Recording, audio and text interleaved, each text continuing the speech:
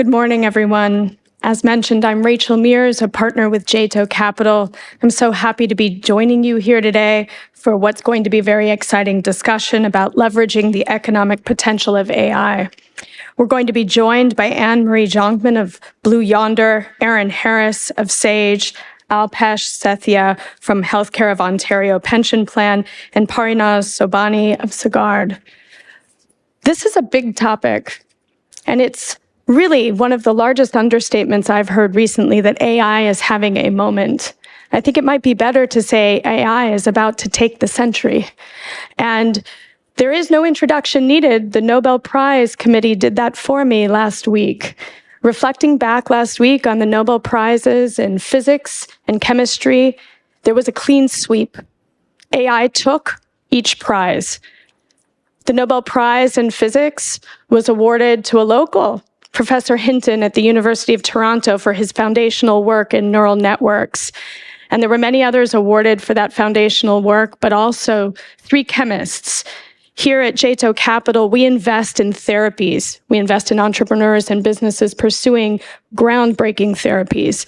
And the Nobel Prizes in chemistry reflected the intersection of data analytics, computational chemistry, and in fact, AI, to unpack the building blocks of biology, protein design, and it unleashed the potential for many new ways to be creative in drug discovery, in pursuing health, something that Jeito Capital is very passionate about. But in reality, what the Nobel Prize Committee was recognizing last week is that it's just the beginning, both in physics with the foundational network, but well beyond chemistry, medicine, and society. In fact, over the coming decades, and as we'll hear from this exciting panel today, AI will integrate into our education, our daily lives. It will empower creativity, and it will inspire deep discussion, and it will necessitate choice about how we want to live and how we want to harness the grand potential in our economies and our societies for this foundational work that we're all going to be a part of. So without further ado, Stephen, please take it away to this great panel. Rachel, thank you. I hope you're having a great day.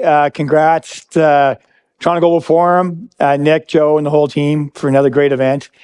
Let me start off by saying, artificial intelligence is no longer a distinct future concept. It's shaping the way we work, innovate, and even how we interact with the world around us. From healthcare and education to finance and entertainment, AI is pushing the boundaries of what's possible. And with this power comes both incredible opportunities and critical challenges. So I went on ChatGPT yesterday and asked them, what do I say to an opening for a panel for AI? So this is what I came up with, which is a lot better than I could have said to start off. So let me welcome our panelists. I'm going to ask you just a quick bio and your name, a little bit about your company, and we'll go from there. Sure. Good morning. Good afternoon, everybody. Anne-Marie Jonkman, Yonder. So we're an AI supply chain management and technology company. So we handle the end-to-end in supply chain. So whether that is planning, forecasting, execution, warehousing, logistics, as well as return and reverse logistics. Our clients are traditionally in the healthcare space, in the supply chain space, retailers, manufacturing, 3PLs. A lot of great opportunity with our clients, and we are global. So appreciate it. Yep, sure. Hi, everybody, and thanks for having me on the panel today. I'm Aaron Harris. I'm the Chief Technology Officer of Sage. Sage is a global company based out of the UK that provides accounting, ERP, people and payroll software to about 2.5 million small and mid-sized companies around the world. Thanks for having me. My name is Alpesh Sethia. I'm the Chief Technology Officer at the Healthcare of Ontario Pension Plan. It's a bit of a mouthful, but we like to call it HOOPP. Our mission is to provide healthcare to our healthcare work, a pension to our healthcare workers, and we also manage the investment as well. Parinaz Sobhani, Head of AI at Sagard, and my background is machine learning AI. I've been working in this area for the past 15, 20 years, and I'm excited to be part of the broader ecosystem of Sagard, helping portfolio companies and also investment and different assets. Great, thanks. I'm going to ask each one a question, and then they're going to have the answer. And then I'm going to open it up for a little bit of a more general questions. But so I'm Stephen Lund with Toronto Global, and not Toronto Global Forum or not Global TV, Toronto Global. We work with companies around the world to help attract them to Toronto. And why AI is so important to us at Toronto Global is we sell Toronto to the world. We sell Toronto as the fastest growing city in North America, the fastest growing technology center in North America, and one of the premier places for artificial intelligence. The godfather of AI here, we've got great universities here, a great ecosystem. And so this is really critical for where Canada is today, positioning itself as a world leader in artificial intelligence. And in the Globe today, they talked about, yeah, Canada's great for artificial intelligence research, but not so much for adoption.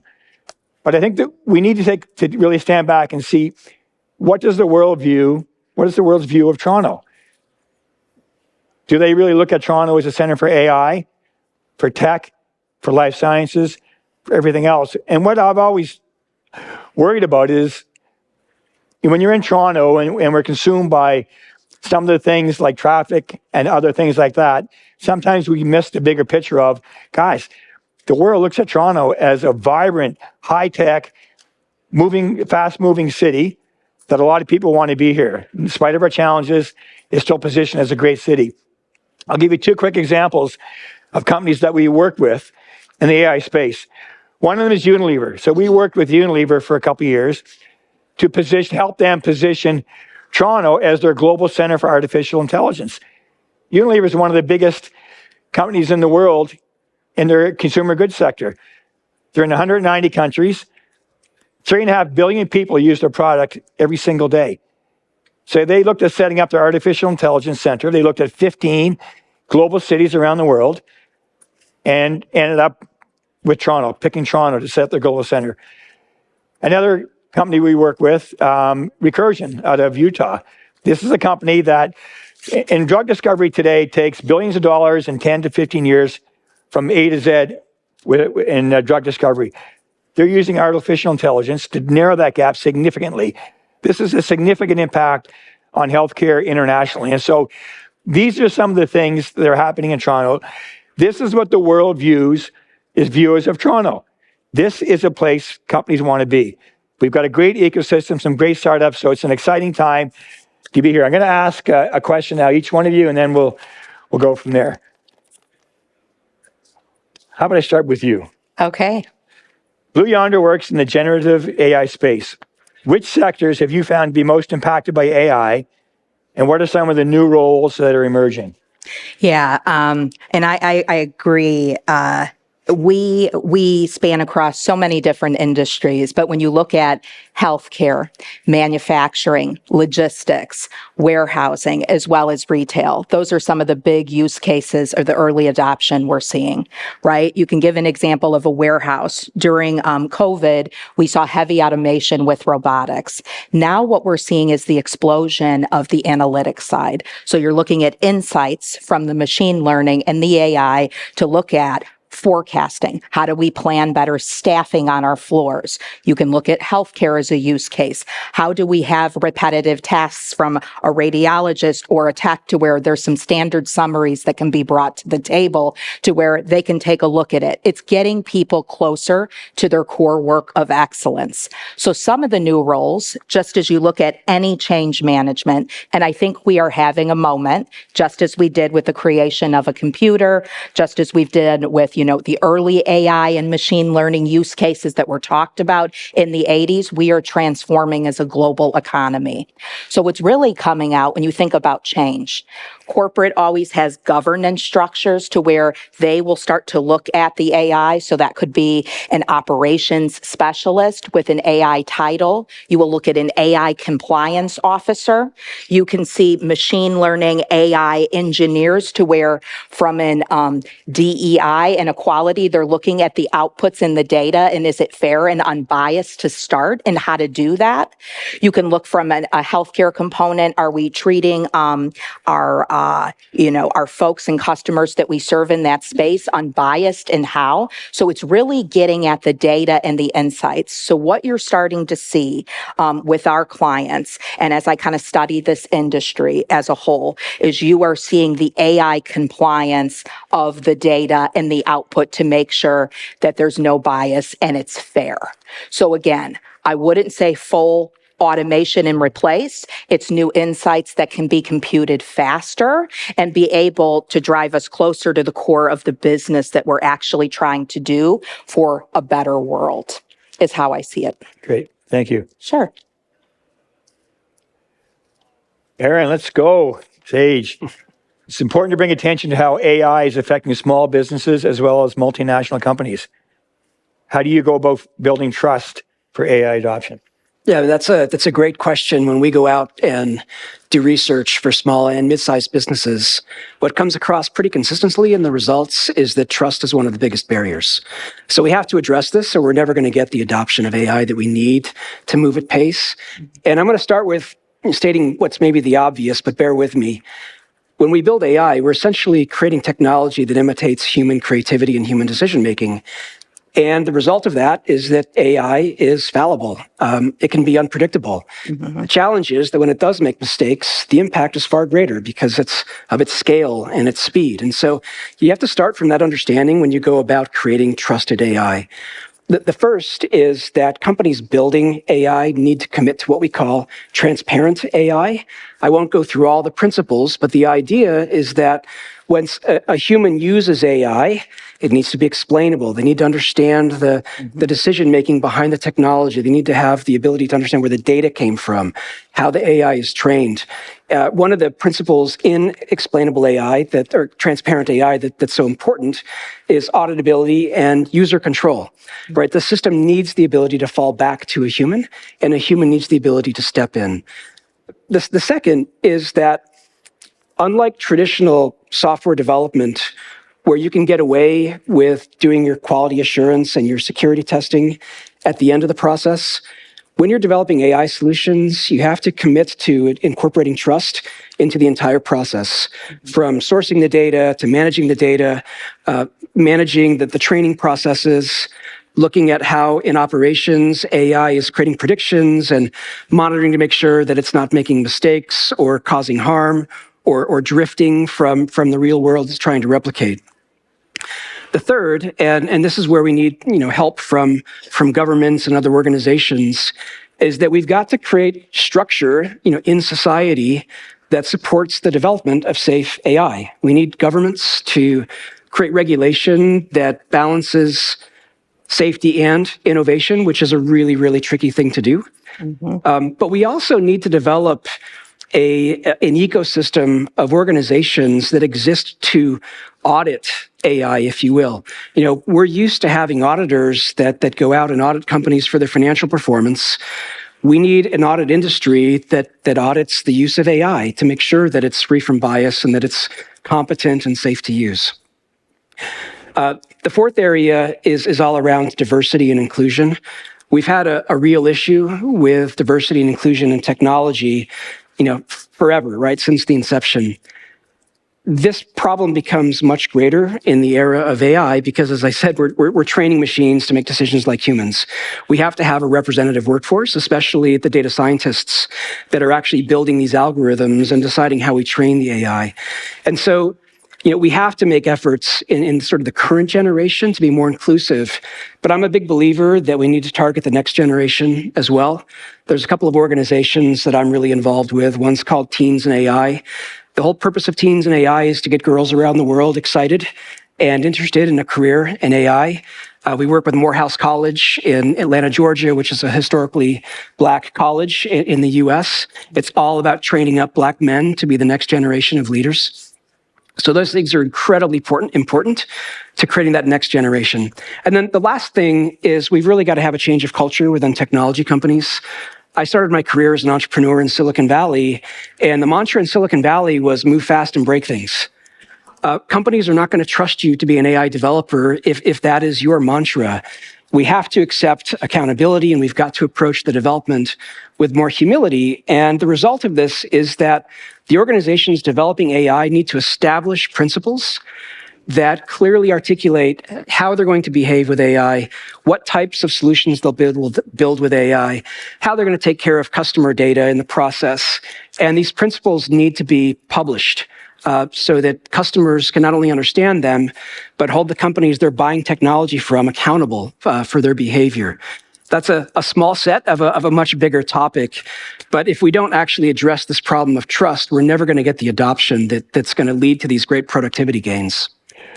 I think you just talked about things you could have whole panels on and a whole day discussion on role of government, the next generation coming into AI, trust. Those are all really things that we could take a lot of time on, but great. Alpesh, let's Add go. maybe a few comments on Please. adoption, because I think it's a very, very important topic. I work with in my previous role, I was mainly working with technology companies, software companies, helping them building and scaling their AI products. So you can imagine, like, very technical audience. I thought they would be super ready to leverage and adopt these technologies super quickly.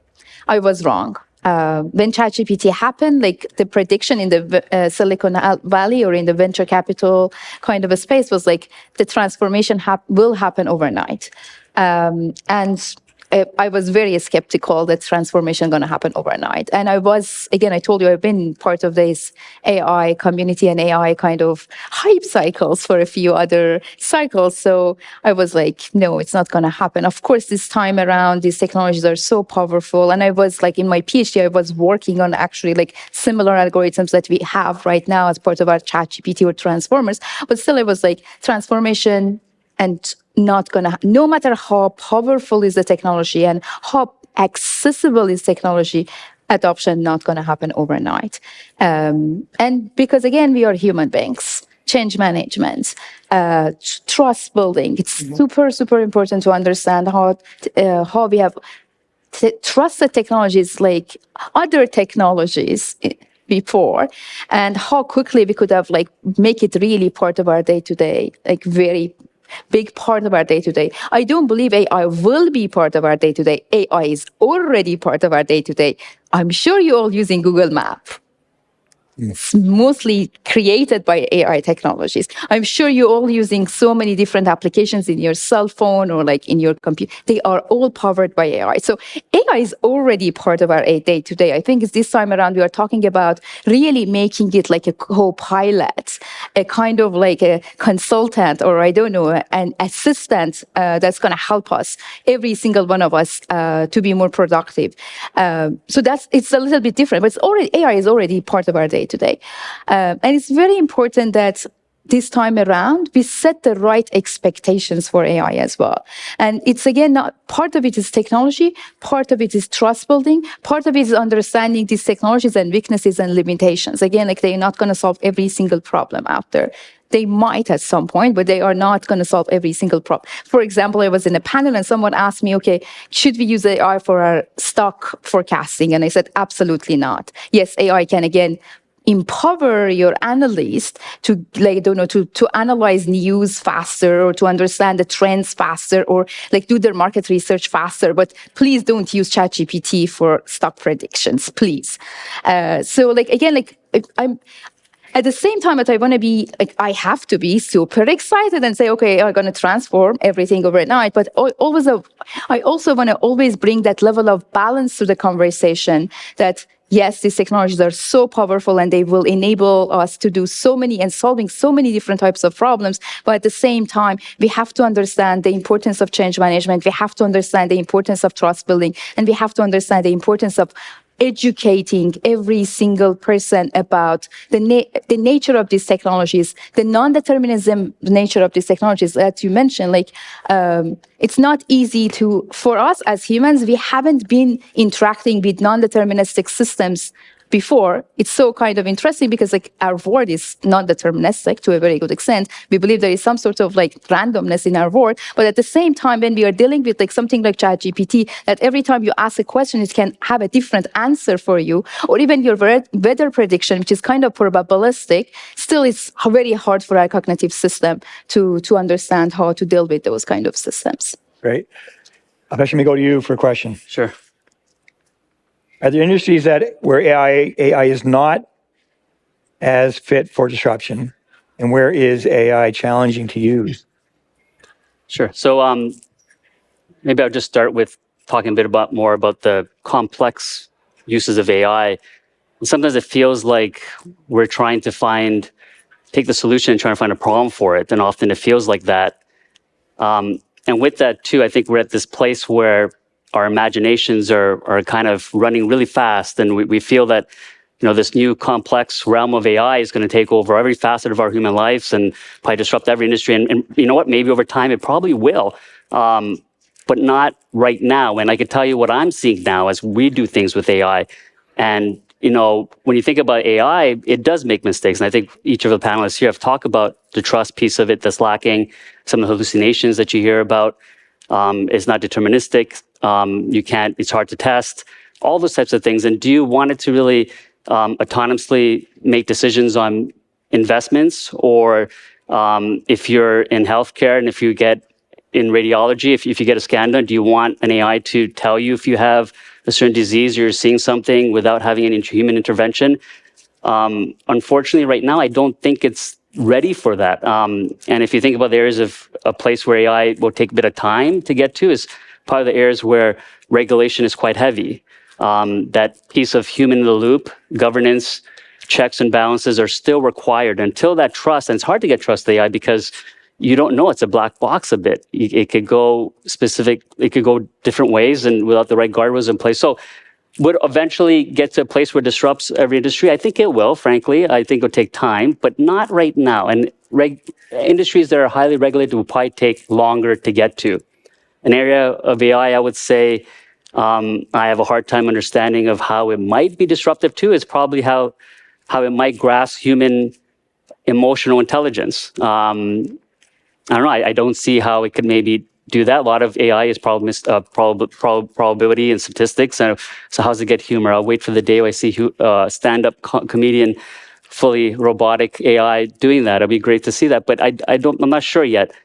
But then on the flip side of it, as I speak, I feel like, they say often that remove the emotion from your decision and you make better decisions. I don't know, maybe so. But I think areas of regulation will probably take longer to disrupt, but eventually over time, I think we will be touching AI everywhere.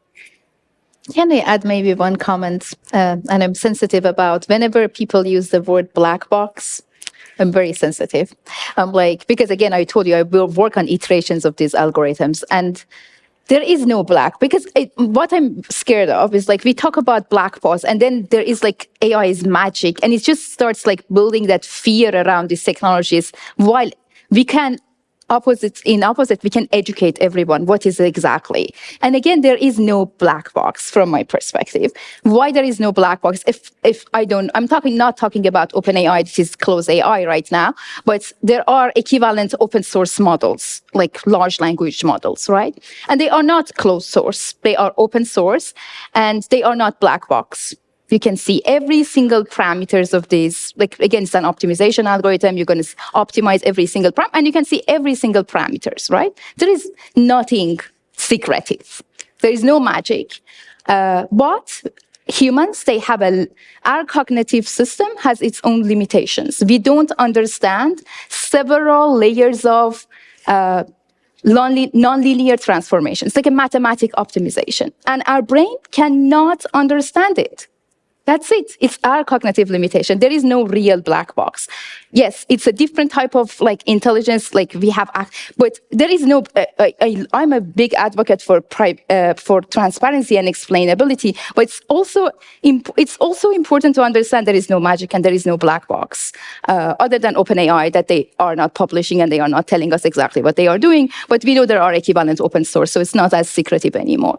But I think it's good to, again, when we are my goal is to really help everyone to understand we are dealing with probabilistic and we are dealing with mathematical optimization, but there is really no black box or no magic.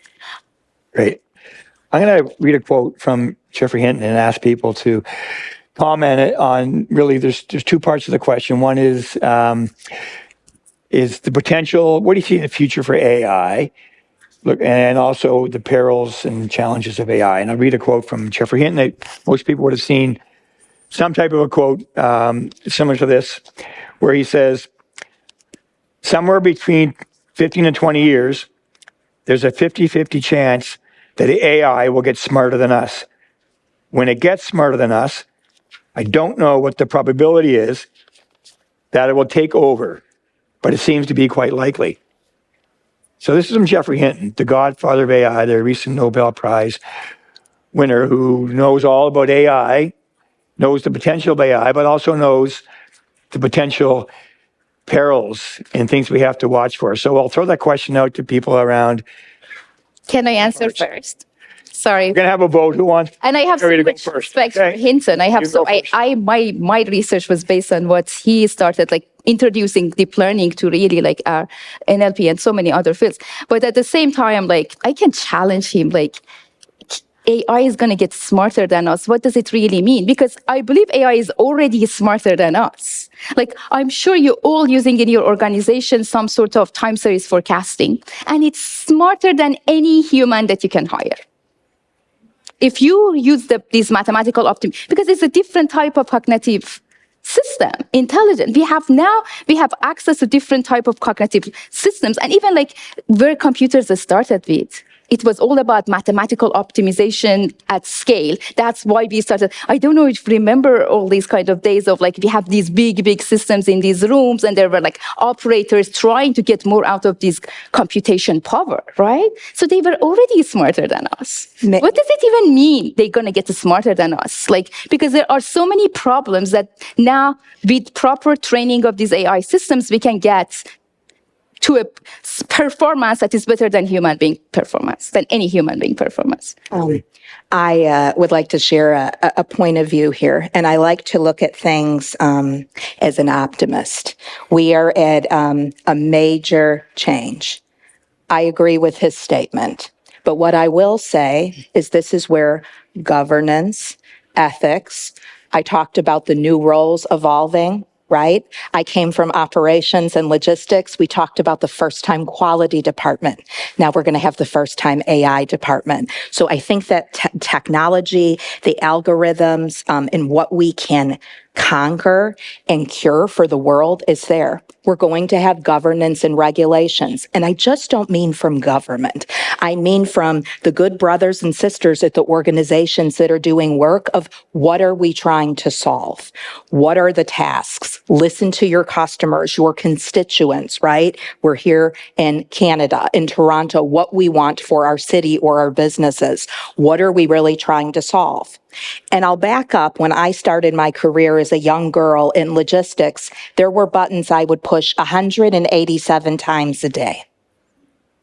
I don't know anybody today that still wants to do that type of work, so I think the roles are evolving, and we're going to evolve with it.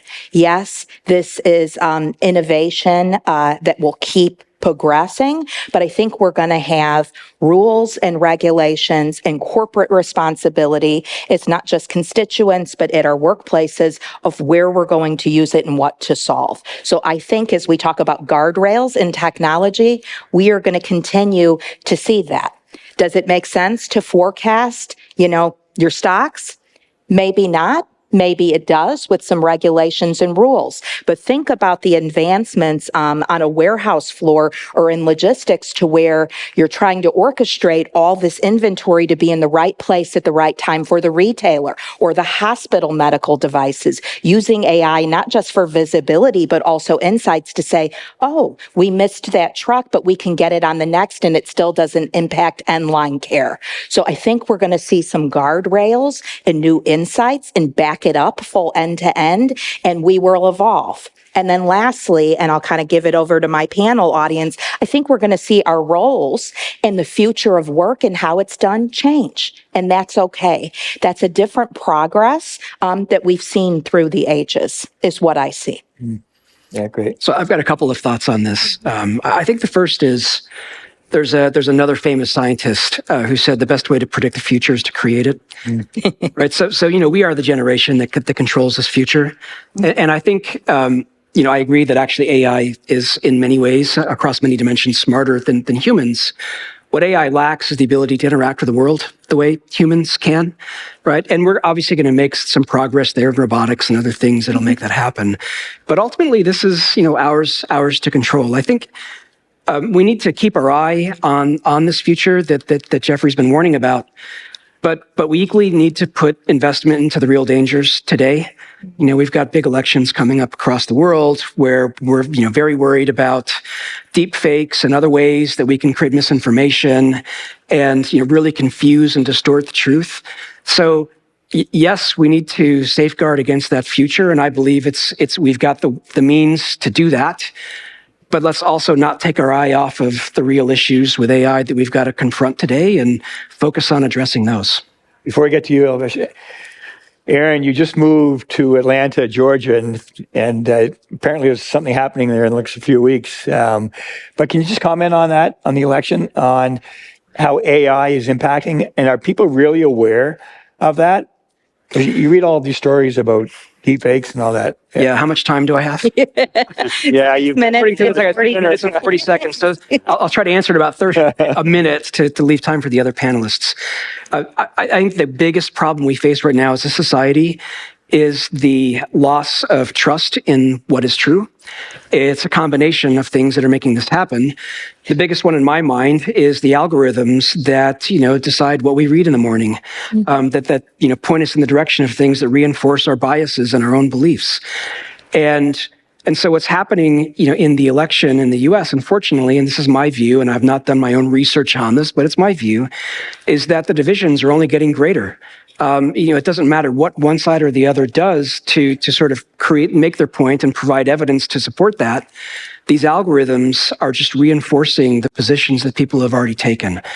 And so, it's not just AI. I want to be clear that there's problems with big tech as well that we need to address. But that is, I guess, what makes me slightly depressed about the future is that, we like to be in our sects as humans. And unfortunately, we've deployed AI, in commercial models that reward of making people feel good about, where they are in society. And it just makes that division even worse. So I just got my Georgia driver's license. Georgia is one of those swing states. I might be that one vote that swings it one way or the other. You can ask me after this where that vote's going to go. The whole election. Alpesh, go ahead. Yeah, just going back to predicting the future, I guess, around AGI, which is, super intelligence and whatever else. I guess just add a few things here quickly is around, I guess, from, the greatest predictor has always been sci-fi, and I hope some of these sci-fi movies don't come to pass. But I would say for everybody here is what focus on the now. And the now is find what problems you have that maybe AI could help solve. Look at those problems and have AI as an optionality to see how you could solve those problems and see if it fits.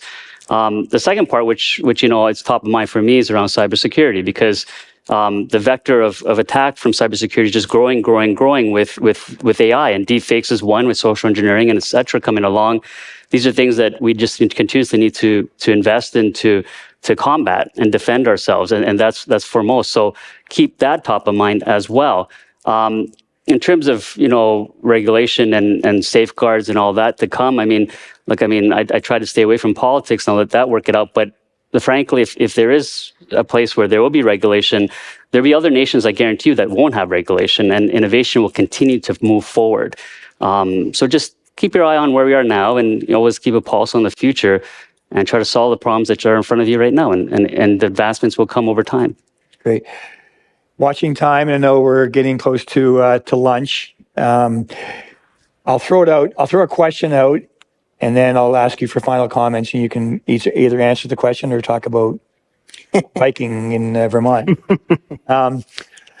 So Toronto, we pitched Toronto, and you're both from Toronto, Atlanta, Chicago. We pitched Toronto as a world center for AI. We talk about the great universities we have here. We talk about the ecosystem. What do you think Toronto needs to do to stay at the forefront of AI adoption and AI research? So I'll throw the question and answer that, or provide some final thoughts. Barry? Final thoughts. I think we all have now a very powerful tool in our toolbox, and I love your points around like focus on now, focus on like what can it do for you? What can it do for your organization? What can it do for your team? What kind of problems that weren't accessible to solve because again you needed to hire very expensive talents. Now these technologies are so accessible.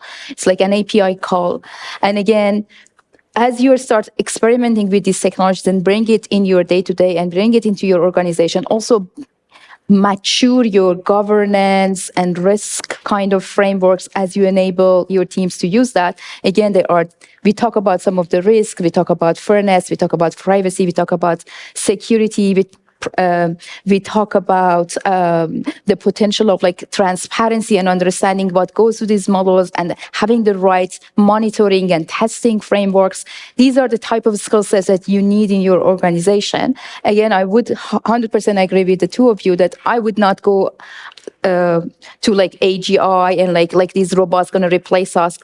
We are not even close to get there. And us as humans, we always evolved around these technologies. So I think this time around, we will also figure out how to use these technologies to build a better world. Alpesh. So I just go back to the Toronto piece since I'm here from Toronto. So I think Toronto is fantastic academically. A lot of great innovation starts here. A lot of great startups. Good venture capital too, and even from a recruitment perspective, we recruit very locally, very much, and we have a good pipeline of that. But what I like to see, as you know, now we're more on the front news, if you want to call it front page of the news with AI and et cetera, is really to take that step beyond just the venture and the incubation piece and take it to maturity of companies and have Canadian-founded companies that are, you know, long-standing and growing. I think that's the next piece of it that I would love to see the city here and the province and the country move forward with. Great. Aaron? I mean, I would go back to what made Toronto so special for AI in the first place, and I believe that's world-class universities and, you know, embracing diversity. This is one of the most diverse cities in the world, and those two things together, if you continue to remember that's your unique strength, continue to invest in that, then Toronto will continue to be an AI leader. You know, we just made the decision at Sage to increase our investment in Toronto for this very reason. We know we can access a highly educated, incredibly diverse workforce that's not available to us in many places in the world. Great. Emery? 5 seconds quickly. So being that the godfather of AI has come from here, use that technology and innovation with the diverse workforce to solve challenges that people want and highlight those on the world stage. Great. Thank you so much. It's been a great panel. Look, there's so much we can talk about in AI, and everybody knows that. It's here to stay. Let's take advantage of it, put the guardrails in place, but you said you're optimistic. I mean, I think there's so much to look forward to. So thank you so much for joining us, and thank you so much, panelists.